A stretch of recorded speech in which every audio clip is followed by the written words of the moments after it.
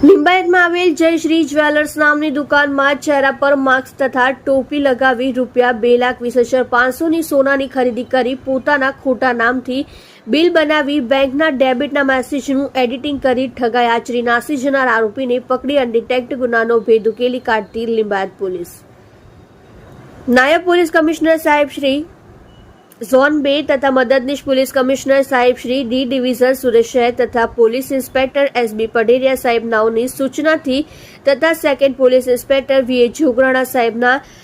Technical માર્ગદર્શનથી અનડિટેક્ટ મિલકત સંબંધી ગુનાઓ તથા નાસ્તા ફરતા આરોપીઓ શોધી કાઢવા સારું પોલીસ સ્ટેશનના સર્વેલન્સ સ્ટાફના police sub inspector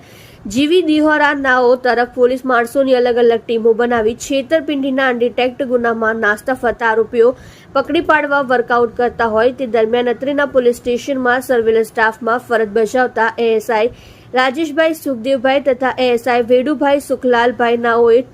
technical workout કરી હ્યુમન રિસોર્સ આધારિત તેઓના અંગત અને વિશ્વાસુ બાતમીદાર મારફતે બાતમી હકીકત મેળવી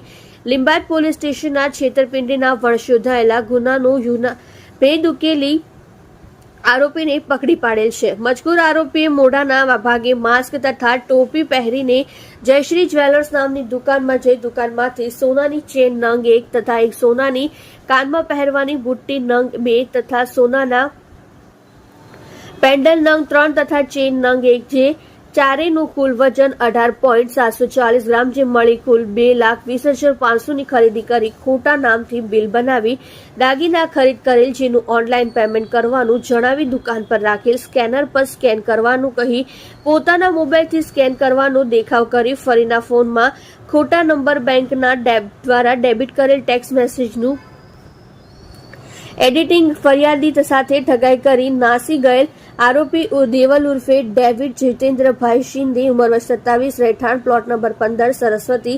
સોસાયટી પાર્ક પોઈન્ટ પાસે ડિંડોલી સુરતને પકડી પાડી અનડિટેક્ટ ગુનાનો ભેદ ઉકેલી કાઢ્યો છે. સત્ય માટે હંમેશા સત્યની સાથે જોડાઈ રહો. આર સુરત ન્યૂઝ ચેનલની સાથે.